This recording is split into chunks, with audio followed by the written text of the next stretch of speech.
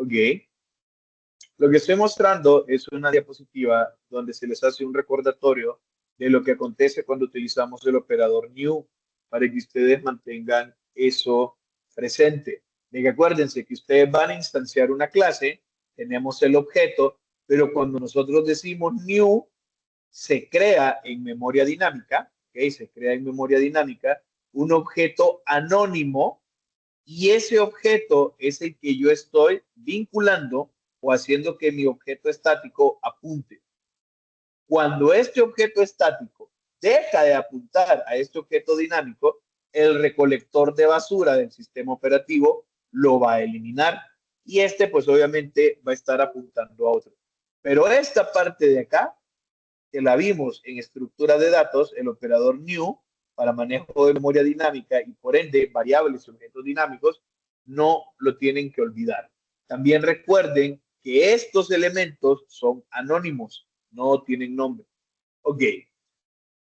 Ya vimos entonces constructores, setters, getters, creación de clases, instanciación de las clases y cómo manejamos estos objetos. Vamos a hablar ahora del uso de la palabra reservada static. ¿Dónde la han visto ustedes? Pues si ustedes se acuerdan, directamente en la función principal, en el método principal, nosotros decimos public static void main. Pero ¿qué significa este static? ¿Por qué está aquí esta palabra? ¿Okay? Esta palabra lo que hace,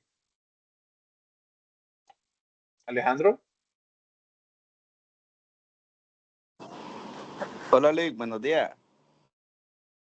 Lick, fíjate que ahorita estaba revisando la asistencia y pues yo he abierto el Alejandro, QR, ¿va? fíjese que yo ya empecé clases. No, Cuando es que, termine, ¿ok? Perfecto. Bien, entonces, les decía, ¿qué significaba esta parte de static? ¿Ok? Esta parte de static lo que me va a permitir es que los miembros, las características, ¿ok? De un objeto, una clase, estén ligados a la clase misma. ¿Ok? De nuevo, static me permite que las características de una clase estén ligadas a la clase. ¿Pero qué significa eso? O sea, si yo estoy aquí creando una clase, por ejemplo, la clase mascota, pues obviamente que estos atributos y estos métodos pertenecen a la clase, están ligados a la clase, sí, pero en este contexto, ligados a la misma clase, se considera como que yo pueda acceder a ellos sin necesidad de instanciar la clase. Es decir, sin necesidad de crear el objeto. Veamos acá. Tenemos la clase estudiante, ¿ok? Tenemos la clase estudiante, tiene sus constructores, tiene sus setter, tiene sus getter, me parece bien, ¿ok? Si yo me vengo al código principal y creo aquí este alumno, bien, creamos este alumno, igual nuevo estudiante, obviamente alumno es un objeto. Alumno puede utilizar toda la interfaz de la clase, sean campos públicos o los métodos públicos, los puedo utilizar. Pero, estudiante como tal, ¿ok? Vean que estudiante como tal es la clase. Si yo coloco el operador de acceso punto, pues obviamente no hay nada. Porque en programación orientada a objetos, lo que nosotros hacemos es que instanciamos las clases, creamos los objetos y son los objetos los que nosotros utilizamos en tiempo de ejecución. Bien, son los objetos los que están en tiempo de ejecución pasándose mensajes. Pero este paradigma me permite ligar ciertas características a la clase para que yo las pueda utilizar sin necesidad de instanciarla. Entonces, por ejemplo, yo puedo venir aquí y decir public para que pueda ser visible, static para que sea un método de clase, voy saludar, ¿ok? Y vamos a decir system.out.println, ¿ok? Claro que sí. Y aquí no necesito un objeto para ejecutarme. ¿Bien? El solo hecho que yo haya escrito esta palabra acá me permite a la clase poder utilizarla. Sencillo, fácil, rápido. La palabra static me liga las características a la clase para que yo las pueda utilizar sin necesidad de haber instanciado la clase. No ocupo un objeto para poder ejecutarse. De esta manera, tiene sentido que esta clase se llama ejemplo y que el método principal, que es la clase controladora, sea static. Cuando el sistema operativo quiere ejecutar esta clase, el llamado que va a hacer el sistema operativo a Java, es decir, Java ejecuta ejemplo 1, es la clase, punto, el método principal, y aquí le va a poner las variables de entorno, le va a poner los directorios, le va a poner lo demás, porque recibe un string de argumento. Entonces, el sistema operativo agarra esta clase y manda a ejecutar este método. Para eso utilizamos nosotros la palabra static. ¿Dónde la habíamos utilizado? Por ejemplo, en el paquete matemática. ¿Ok? Perdón, en la clase matemática. En la clase math, y por eso vean que está en mayúscula, yo puedo mandar a llamar al método static raíz cuadrada. De hecho, yo puedo mandar a llamar a muchos métodos del paquete Javalang. Yo tengo la clase math y yo puedo utilizar todos estos métodos que son del tipo static. No necesito venir y decir matemática igual a new math, ¿ok? No necesito decir esto para que este individuo utilice esos métodos. De hecho, vean que los objetos no pueden utilizar, aquí tenemos alumno, el objeto no puede utilizar el método de clase. Entonces, con la palabra reservada static, lo que yo logro es poder utilizar métodos sin necesidad de instanciar la clase. Estos métodos static no los pueden utilizar los objetos. ¿Ok? Que es un ejemplo. Bien. Perfecto.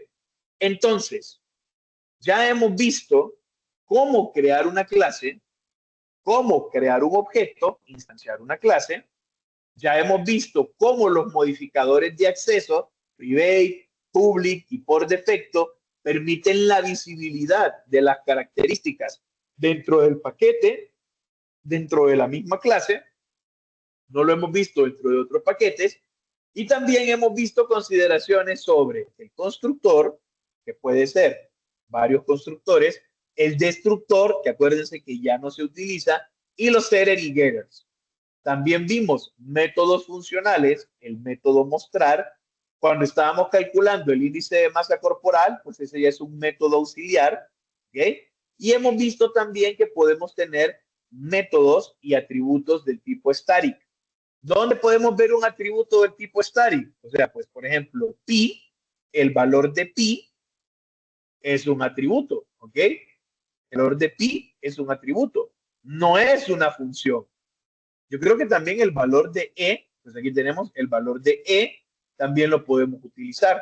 Son atributos, no son métodos y son del tipo static. Entonces, lo que acabo de mencionar hace un momento, cuando nosotros en tiempo de ejecución corremos un sistema y este está programado siguiendo el paradigma de programación orientada a objetos, lo que nosotros hacemos en primer lugar es instanciación. Porque nosotros, habiendo creado clases, vamos a instanciar objetos en ese sistema. Esos objetos, mediante el paso de mensajes, son los que van a ejecutarse en el sistema. Los objetos se están mandando permanentemente mensajes entre sí. ¿Cómo me mando mensajes? A través de la interfaz pública, que son los métodos públicos y los atributos públicos que han definido esta interfaz. Esta interfaz es el canal de comunicación oficial con la clase, si estoy utilizando static, o con los objetos, si ya instancié la clase. Programación orientada a objetos modela el mundo tan realmente posible, modela dentro del sistema el mundo de la manera más fiel posible, lo más real que se pueda.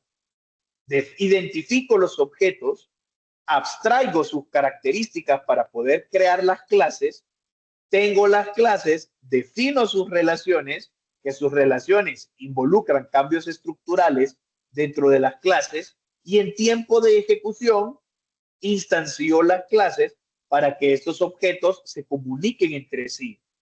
También puedo utilizar directamente una clase a través de un método o un atributo, una característica del tipo static. Bien. Comprender el flujo de datos es vital para el correcto uso de constructores, setters y getters. En entradas de datos, nosotros vamos a leer los valores desde la interfaz del usuario y se le enviamos a los objetos a través de constructores, setters y getters. Es decir, yo, por ejemplo, aquí tengo mi clase estudiante. Sí, yo sé que hay un problema. Voy a quitar esto. No sé dónde está el otro problema. Método funcional. Voy a quitar. Ok, no sé si está bien. Voy a quitar esto. Esto está ok. Tengo nombre, promedio y mascota. Bien. Entonces, por ejemplo, en el programa principal, yo podría tener un nombre, ¿ok? El nombre de la mascota, por decir algo. Podría tener aquí del doble el promedio. Podríamos tener aquí tipo entero, edad de la mascota, ¿ok? Edad de la mascota. Y puedo tener aquí también la especie mascota que se me había olvidado. Y yo tengo estas variables. Luego vamos a instanciar, ¿ok? Este elemento de la clase scanner. Tenemos que importarla. Claro que sí. Impórtate. No sé por qué no lo estoy haciendo automático. Importamos scanner. Bien. Y esto va a ser igual a new scanner. De momento vamos a utilizar system.in porque vamos a leer de la terminal. ¿Ok? Entonces nosotros tenemos aquí un objeto de la clase scanner y nosotros lo que vamos a hacer, pues vamos a leer el nombre del alumno gracias a leer.next. Los métodos ya los conocemos, nextline y los demás. Cuando yo ya tenga el nombre de la persona, el promedio, el nombre de la mascota, especie de la mascota y edad de la mascota, yo puedo venir aquí, veo que el estudiante, los métodos, okay, el método constructor, que aquí pues obviamente no estamos, vean que no estoy recibiendo nada.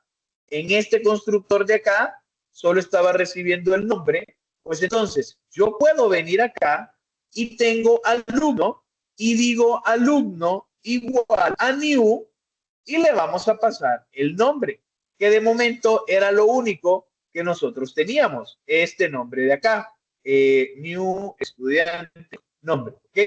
Que era lo único que teníamos. Obviamente ya después yo le puedo decir set promedio y le paso el promedio. Puedo crear una mascota que se va a llamar mascota, se va a llamar más, va a ser igual a new, y vean que aquí tengo el constructor, donde yo le paso nombre de la mascota, que ya lo leí, le paso, no recuerdo cuál era el segundo, creo que era la especie, sí, especie de la mascota y edad de la mascota, ¿ok? Edad de la mascota, le paso estos datos y luego perfectamente le puedo decir al alumno set mascota. Ah, no tengo un setter para mascota. Pues aquí yo le pasaría la mascota. Está en rojo porque no los he leído.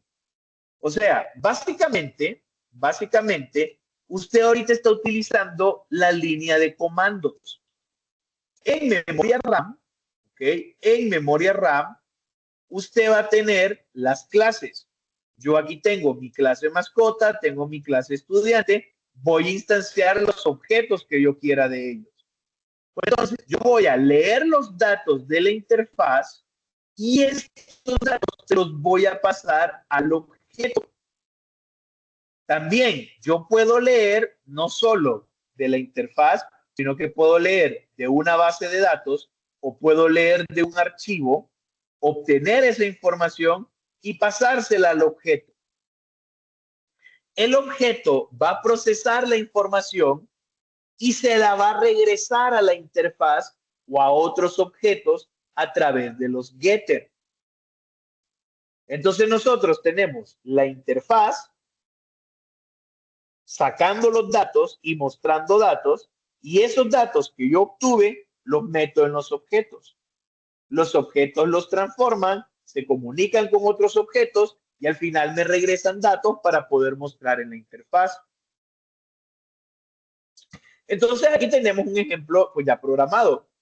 Estudiante, alumno, nombre, número de cuenta, carrera, promedio. Creamos el objeto leer de la clase Scanner. Pedimos el nombre, pedimos el número de cuenta, pedimos la carrera, pedimos el promedio, ¿ok? Y luego mandamos a instanciar el objeto mediante el operador new, llamando al constructor de la clase y pasándole esos valores. Ahora yo simple y sencillamente puedo mandar a mostrar los resultados utilizando un método. Que los métodos trabajan con los atributos de la clase. Ok, antes de continuar, les quiero recordar que las relaciones de asociación, agregación y composición implican que si no hay un clasificador, es decir, si no estoy utilizando una llave primaria, pensando en bases de datos, sino que estoy incluyendo, ¿ok?, el objeto como característica y no solo la llave primaria, que es un tipo primitivo, nosotros vamos a incluir como atributos de las clases objetos de otras clases individuales como arreglos o como listas. En estructura de datos ya manejaban los struct. Entonces, que un objeto tenga dentro otros objetos era lo mismo que nosotros teníamos, que un struct tenía dentro otros struct o arreglos de struct o listas, árboles, grafos de struct sin ningún problema. Esa parte de estructura de datos se utiliza en este conocimiento, en esta implementación de acá. Donde sí quiero hacer una observación es el hecho de que si vamos a usar clasificadores, vamos a tener variables primitivas en lugar de instancias de clases, en lugar de objetos, y ocuparemos menos memoria. Pero esto implica pensar en bases de datos relacionales. Es decir, acá yo tengo la mascota. Pues entonces, yo podría crear un private int ID de mascota, ¿ok? Tenemos el ID de la mascota. Entonces, en estudiante, en vez de tener un atributo que sea un objeto de la clase mascota, yo podría tener una variable primitiva. ¿Okay? Yo puedo tener esta variable primitiva. ¿Qué es lo que va a pasar? Que lo que yo le voy a asociar, la llave primaria de esta, va a quedar como llave foránea acá. Pero si yo necesito los datos de las mascotas, por ejemplo, yo le quiero poner la edad, esta es una variable primitiva, no es la mascota. Significa que yo tendría que ir a buscar a la mascota mediante este ID y una vez que lo encuentre, setearle la edad. Entonces, son dos maneras de ver las cosas. Yo puedo tener la llave foránea acá, que es la llave primaria de esta entidad, o puedo tener directamente en memoria RAM una copia de la mascota aquí adentro, una referencia directa. Las ventajas y desventajas. Desventaja, no está normalizado. Para poder trabajar con bases de datos y yo necesite sacar esta información de aquí y guardarla a la base de datos, la voy a transformar. Tengo que extraer la mascota de acá y en la tabla estudiante no meter la mascota, solo dejar el ID, porque de manera física en la tabla acá lo único que yo voy a tener es el ID por normalización. Pero en programación esto es una ventaja, porque si yo ocupo la información de la mascota, se la pido al usuario, por eso tenía un get mascota, se la pido al usuario y luego puedo utilizar todos los métodos de la mascota y acceder a los atributos de la mascota. Entonces, si yo voy a estar pensando en bases de datos, no le meto el objeto a la clase, sino que utilizo un clasificador y es la llave primaria. Eso es una variable primitiva. Pero si yo necesito utilizar a ese objeto, voy a tener que irlo a buscar. Eso me va a suponer más algoritmos, más procesamiento, tener mecanismos. Bien, perfecto. O simple y sencillamente lo agarro como programador y no me importa la normalización. Cuando ya me toque guardarlo en la base de datos, me voy a encargar de eso y de momento tengo el objeto aquí. Bien. Consideraciones, y eso se da con la experiencia y el tipo de sistema que ustedes vayan a realizar, el tipo de sistema que ustedes vayan a programar y la manera en que lo quieran hacer.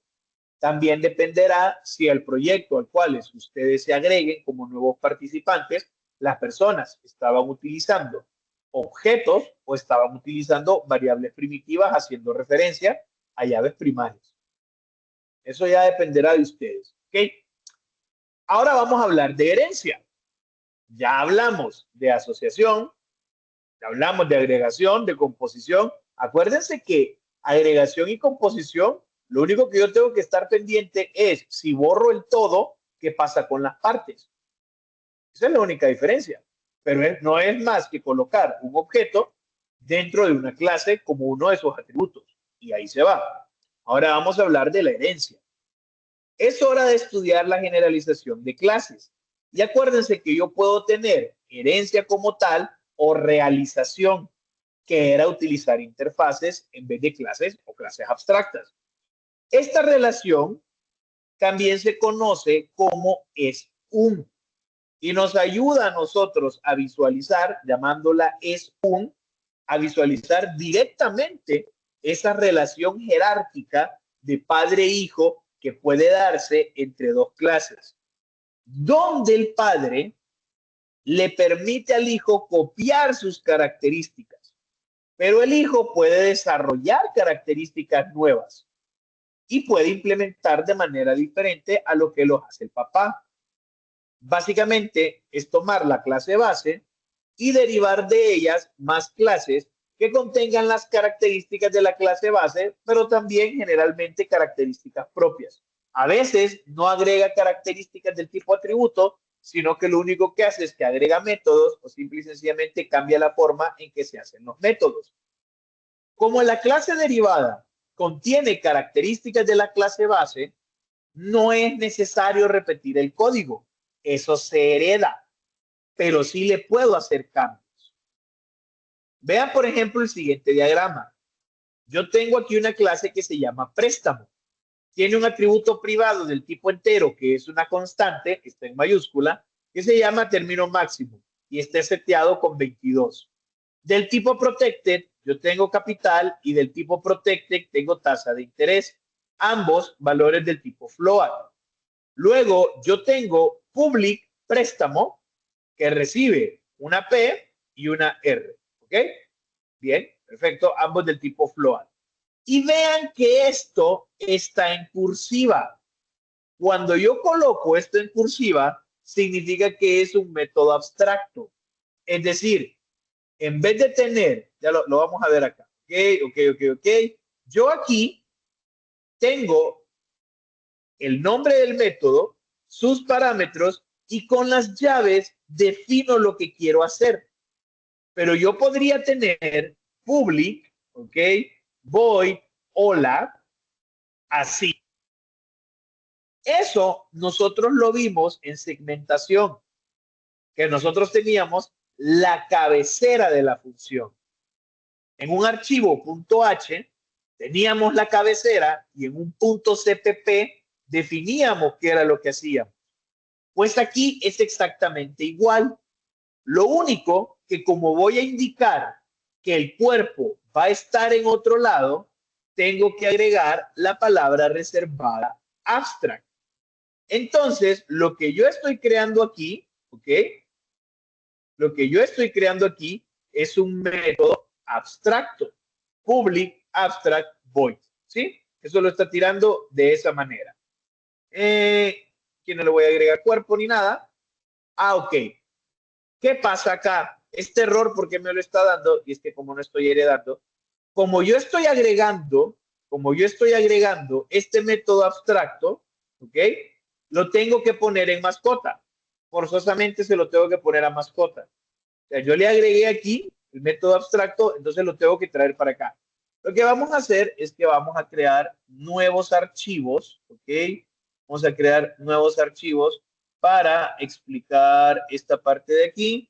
Vamos a borrar esto, claro que sí. ¿Qué tenía el main? El main yo no lo abrí. Ah, el main es el que ya trae el IDE. Vamos a borrar esto de acá.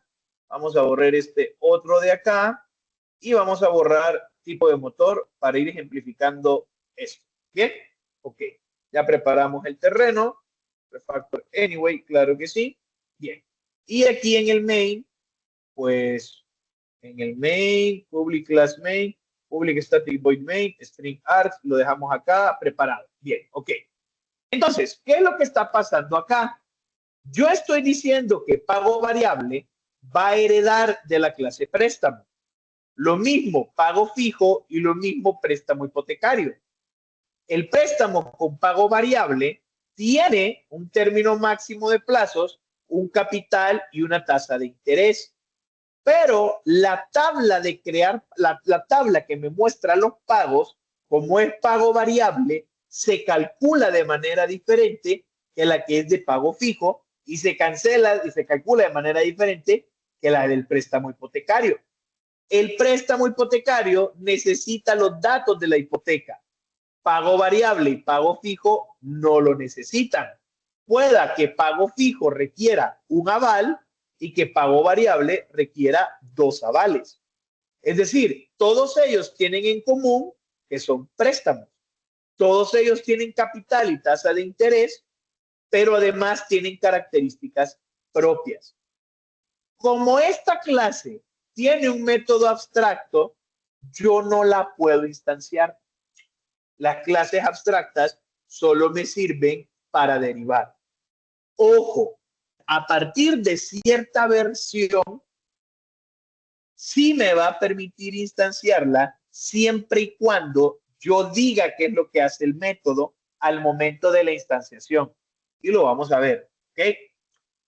Entonces, una clase abstracta son clases de las cuales yo no puedo derivar objetos, no las puedo instanciar. Lo único que puedo hacer con ellas es derivar las clases bases, ¿ok? Derivar clases tomándola como base. La palabra reservada es abstract. Entonces yo puedo colocar public abstract class para definir una clase completa o se la puedo poner al método. Eso depende del lenguaje de programación. Bien. Ahora, ¿cómo denoto yo la herencia? Vamos a utilizar la palabra reservada extends. Extends me va a decir, esta clase extiende de, hereda de, ¿ok? Una clase más. Pensemos entonces en este diagrama, que los voy a tener que cambiar esto a algo hueco, ¿ok? Y es que hasta me lo movió. Pero bueno, no importa, esto es hueco, ¿ok? Nosotros tenemos aquí una clase base, ¿ok? Tenemos una clase base y también lo que nosotros, de la punta de la flecha, lo que nosotros tenemos es también una clase derivada.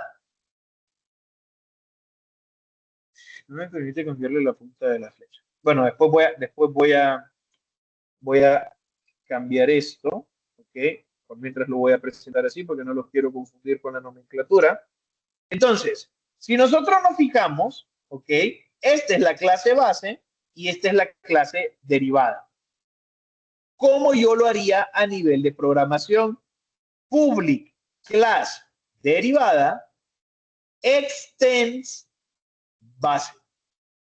las palabras reservadas, class, extend, public, ¿ok?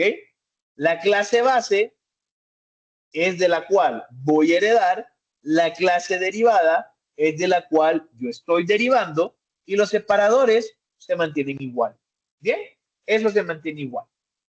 Ahora, la herencia en Java siempre es pública. Los miembros heredan la misma protección que en la clase base. El acceso protected permite a miembros desde el mismo paquete o desde clases derivadas en cualquier paquete acceder a las características de la clase base. Esto puede vulnerar la privacidad del objeto. Es como cuando usted se encuentra una familia y le pregunta a la mamá algo, la mamá no quiere contestar, pero como el hijo sabe, la criatura viene y responde, porque la criatura conoce los secretos del papá, a menos que el papá o la mamá haya tenido la precaución de hacerlo de manera privada. Una cosa es que usted se sienta protegido en su casa y pasen cosas en su casa, pues los hijos van a andar contándolo todo, porque sí, es privado porque está dentro de la casa, pero no es privado para ellos. Ellos están protegidos por la casa. En programación orientada a objetos, se sugiere mantener los datos como privados y no caer en el uso del protected. ¿Por qué existe? Por prácticas de programación. Era una buena práctica de programación, solventa muchas cosas, me evita tener que estar programando setter y getter adicionales y por eso se permitía el protected, pero no se sugiere no hacerlo. Bien, todo esto es teoría, vayan manteniendo presente todo lo que hemos hablado. ¿Cómo lo vamos a implementar? Pues hombre, cuando yo mando a llamar a una clase que ha derivado de otra, cuando yo mando a llamar a un hijo, yo no tengo que olvidar que este hijo pertenecía a un padre. Entonces, el constructor del padre se tiene que ejecutar antes que el constructor del hijo. Y tiene sentido. Es decir, yo aquí tengo la clase A, de la clase A heredo la clase B, de la clase B heredo la clase C. Si yo creo un objeto de la clase C, antes de mandar a inicializar los datos de C, yo tengo que inicializar los datos de B.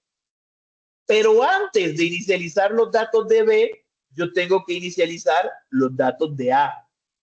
Porque B necesita la información de A y C necesita la información de B. La palabra clave para referirse a los métodos de mi papá es súper.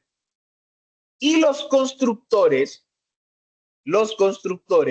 nunca se van a heredar.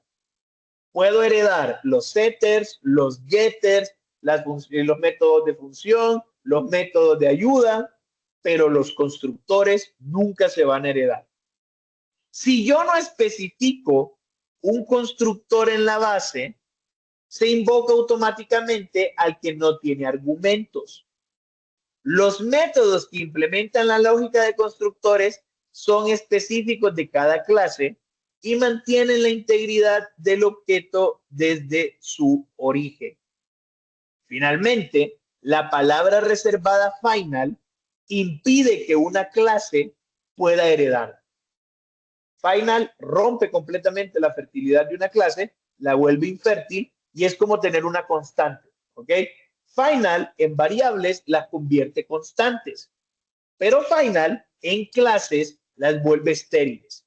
Yo puedo tener public final class videoconsola que hereda de consola estoy heredando videoconsola, pero de videoconsola yo no puedo tener hijos. Final en variables las vuelve constantes, final en clases evita que puedan heredar.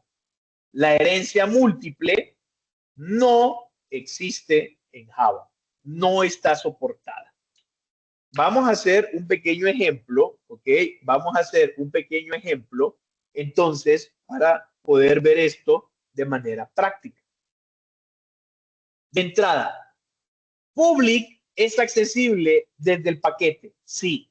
Es accesible desde la clase derivada, también. Es accesible desde otro paquete, sí.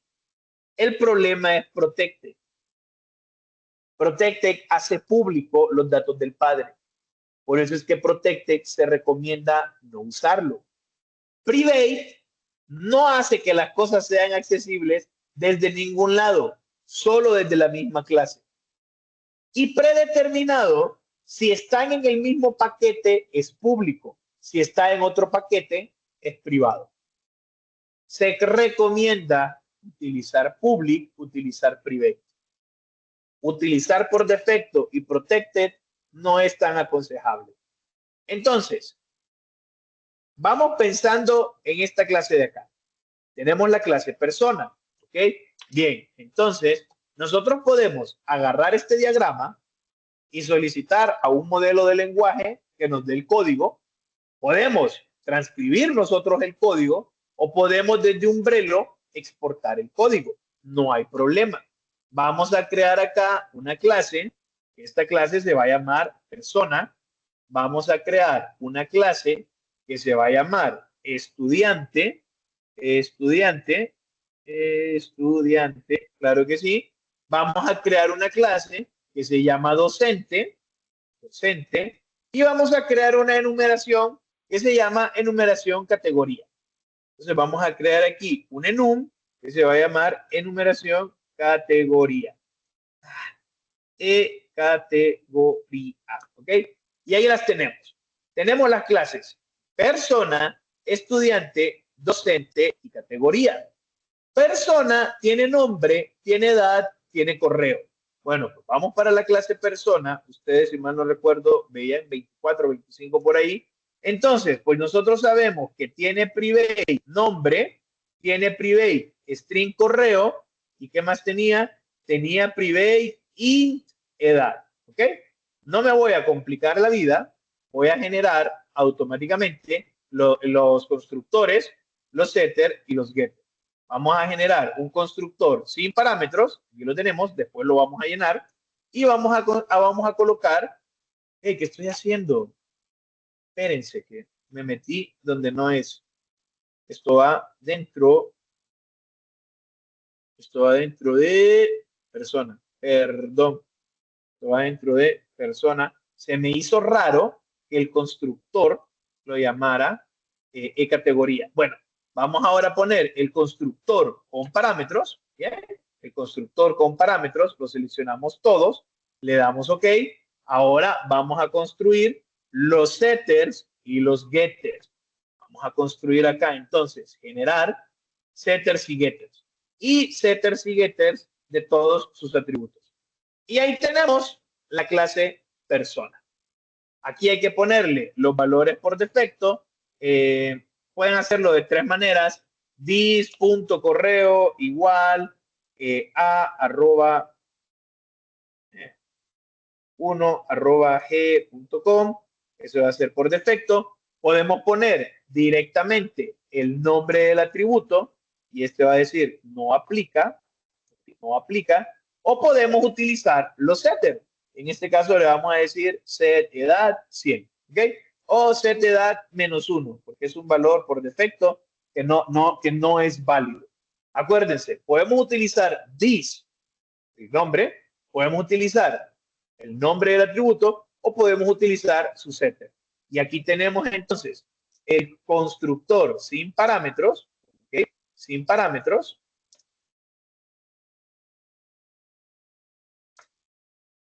Tenemos el constructor con parámetros, ¿ok? El constructor con parámetros. Y vamos a tener todos los setters y todos los getters de esta clase de acá. Y como ya son las 45, me voy a tener que quedar aquí. ¿Qué espero que hagan ustedes? Si no todavía no han practicado, que practiquen. Todavía no metan herencia, pongan asociación, un objeto como atributo dentro de una clase, pero sí ya lo deberían de poder usar. Si ustedes se fijan, ya mañana arranco con herencia, luego vemos polimorfismo, terminó, nos vamos para manejo de colecciones, manejo de excepciones, terminó, interfaces gráficas de usuario, terminó, pegarnos a una base de datos, terminó. Vamos a ir de manera gradual. Si usted se está quedando atrás, repase, estudie, entienda qué es cada cosa. Acuérdese, el lenguaje es lo de menos. Lo que me interesa es la lógica. ¿Por qué? Entender por qué esta clase, este diagrama, por qué esta clase está pegado con este y hereda de este. ¿Cuál es la diferencia entre este y este? Y les repito, me pareció pertinente eso como ejemplo para que ustedes pudiesen practicar. Yo me voy a quedar aquí. Agradezco mucho la atención prestada. Coman bien, duerman bien, hagan ejercicio. No olviden protector solar, bálsamo labial.